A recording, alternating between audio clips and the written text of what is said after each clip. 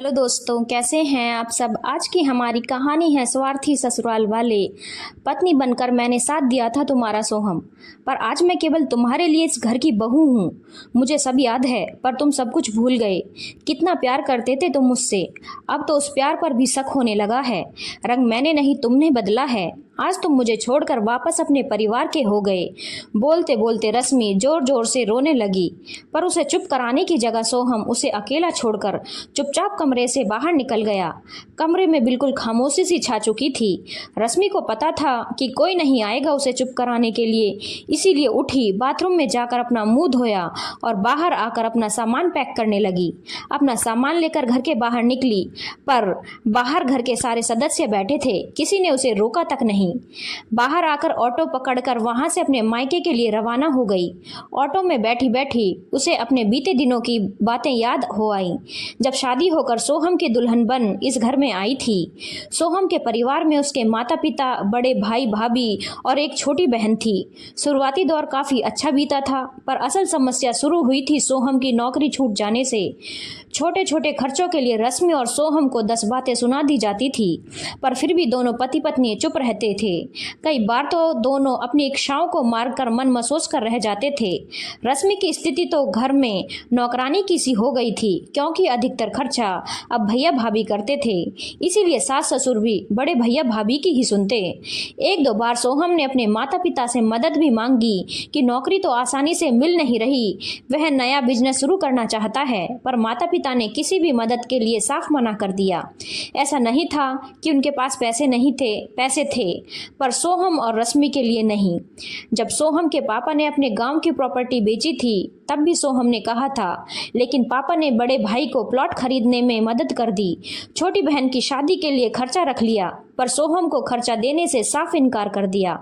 तेरा क्या भरोसा, तू कुछ करता तो है नहीं, तू पैसे डुबो देगा, तुझे कोई पैसे का तो मोल नहीं है। जब सोहम ने अपनी माँ से कहा तो माँ ने भी पिताजी की बात का सपोर्ट किया, पर आप मुझ पर विश्वास तो कीजिए, मैं सचमुच अपने पैरों पर खड़ा हो जाऊंगा और जैसे ही बिजनेस सेट हो जाएगा मैं आपके पैसे भी चुका दूंगा। ना बाबा ना, मुझे तो बिल्कुल भरोसा नहीं है। आपने बुढ़ापे के लिए भी तो कुछ रखना ही पड़ेगा। हमारे पास तो नहीं है तुम्हारे बिजनेस के लिए पैसे। इतना ही बिजनेस का शौक चल रहा है तो अपने ससुराल वालों से मांग लो। इसके आगे सोहम कुछ कह ना पाया और चुपचाप अपना सा मुंह लेकर कमरे में आ गया। कमरे में रश्मि सारी बातें सुन रही थी। उसने सोहम से कहा, आप बुरा ना माने तो आपसे एक बात कहूँ। हाँ कहो। आप बिजनेस शुरू करना चाहते हो ना। हाँ करना तो चाहता हूँ, लेकिन क्या करूँ, पैसों का बंदोबस्त नहीं हो पा रहा है और कोई ऐसी प्रॉपर्टी भी नहीं है कि जिस पर मुझे लोन मिल जाए। एक तरीका है, अगर आप बुरा ना माने तो। वह क्या? क्यों ना हम हमारी ज्वेलरी बेचकर बिजनेस में लगा लें। नहीं नहीं, फिर तुम्हारे पास क्या बचेगा। अरे जब बिजनेस सेट हो जाएगा तब नहीं खरीद लेंगे, पर अभी तो काम धंधा जरूरी है ना। हाँ यह भी सही है। सोहम को रश्मि की बात जच गई।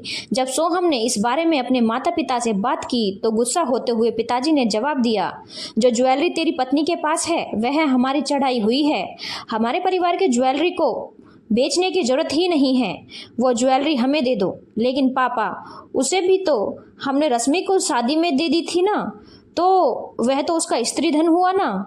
काहे का स्त्री धन? हमने अपनी जिंदगी भर की कमाई से खरीदा था, उस पर तुम्हारा कोई हक नहीं। उसे तो तुम हमें वापस कर दो। अब की बार माँ ने कहा। अपने माता पिता की बात सुन सोहम वापस अपने कमरे में आ गया। आप फिक्र मत कीजिए, मेरे माता पिता ने जो गहने दिए थे हम उन्हें बेचकर अपना काम धंधा शुरू कर देंगे।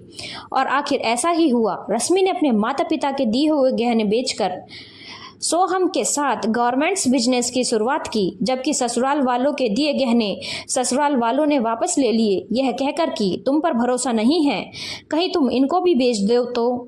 दोनों पति पत्नी मिलकर अपने बिजनेस को बढ़ाने में लग गए। रश्मि दिन में घर का काम करती और फ्री समय में जाकर सोहम के साथ बिजनेस संभालती। भगवान की कृपा से दोनों का बिजनेस काफी बढ़ने लगा। सोहम की तरक्की देखकर अब माता पिता और परिवार वाले भी उसे तवज्जो देने लगे, लेकिन सिर्फ सोहम को। उनके लिए रश्मि की कोई खास वैल्यू नहीं थी। धीरे धीरे माता पिता सोहम को रश्मि के खिलाफ भड़काने लगे। यह क्या लेने आती है शॉप पर, तेरा बिजनेस है तू ही संभाल, भले भला औरत का यहाँ क्या काम? औरतों को इतना सिर नहीं चढ़ाना चाहिए, तू तो सारा हिसाब किताब उसे बता देता है। धीरे धीरे सोहम उनकी बातों में आने लगा और इसका असर यह हुआ कि सोहम और रश्मि में झगड़े होने लगे। ये झगड़े कई बार बड़ी बहस का रूप ले लेते। जितना रश्मि सोहम को समझाना चाहती उतना सोहम को यह लगता कि रश्मि उसके माता पिता और परिवार के खिलाफ बोल रही है। और आज यही हुआ। सुबह रश्मि अपने कमरे में भी जरूरी बिल्स चेक कर रही थी तो सास ने देख लिया और बाहर आकर सोहम को दिखाने के लिए खुद चाय बना के ले आई और कहने लगी, ले बेटा चाय पी ले, तुझे देर हो रही होगी। अरे माँ, आप क्यों बनाकर लाई हो? अभी रश्मि बना देती। अब बेटा क्या बताऊं, हमारी तो किस्मत ही खराब है। बहू के होते हुए भी चाय खुद बनाकर लानी पड़ रही है। वैसे भी जहां घर में बहुएं सिर चढ़ जाती हैं फिर उनसे घर का काम थोड़ी ना होता है। और यहाँ तो तूने उसे पूरी ऐसो आराम की जिंदगी दे रखी है। अपनी माँ की बात सुन सोहम गुस्से में कमरे में गया और रश्मि से लड़ने लगा। यह क्या हरकत है? बहू के रहते भला माँ चाय बना रही है, शर्म नहीं आती तुम्हें? मुझे तो चाय के लिए किसी ने कहा भी नहीं, अगर कहते तो बना देती ना। तुम क्यों चाय बनाने लगी? ऐसो आराम की जिंदगी जो मिल गई है तुम्हें, अपने दिन भूल गई तुम? सोहम को के मुंह से ये बातें सुनकर रश्मि को बहुत गुस्सा आया, साथ ही साथ दुख भी बहुत हुआ। पत्नी बनकर साथ ही दिया था और आज तुम उन लोगों के लिए मुझसे लड़ रहे हो जिन लोगों ने तुम्हारा कभी साथ नहीं दिया। आज मैं केवल तुम्हारी नजरों में एक बहू हूँ और कुछ नहीं। मुझे तुमसे कोई बकवास नहीं करनी। तुम्हारे रहते मेरा परिवार परेशान रह रहा है तो तुम्हारे यहाँ होने का क्या फायदा? ठीक है, चली जाऊंगी मैं भी। हाँ, जाना है चली जाओ, मैं भी तुम्हें कोई रोकने वाला नहीं। इतने में ऑटो वाला रश्मि के मायके के गेट पर रुका तो रश्मि की तंद्रा टूटी। भारी मन से सामान उठाया और चुपचाप अंदर गई। उसे इस तरह दरवाजे पर देखकर उसके माता पिता पूछने लगे, क्या हुआ? इस तरह अचानक कैसे? अपने माता पिता को इस तरह घबराते हुए देखकर रश्मि चुप हो गई। एक पल के लिए तो लगा कि जी भर के रोए, पर नहीं, आखिर क्यों रोए? उसकी तो कोई गलती नहीं। इसलिए फिर से खुद को समेट कर बोली, कुछ नहीं पापा, बस एक पति को याद दिलाना है कि मैं उसकी पत्नी हूँ और उसके बराबर की हिस्सेदार। और जिस बिजनेस पर इतना दम मार रहे हैं वो लोग, वह मेरी मेहनत की कमाई और मेरे माँ बाप के पैसे का है और उसे मैं यूं उनके भरोसे नहीं छोड़ सकती। धन्यवाद दोस्तों। अगर आपको कहानी अच्छी लगी हो तो चैनल को लाइक, शेयर और सब्सक्राइब करना ना भूलें।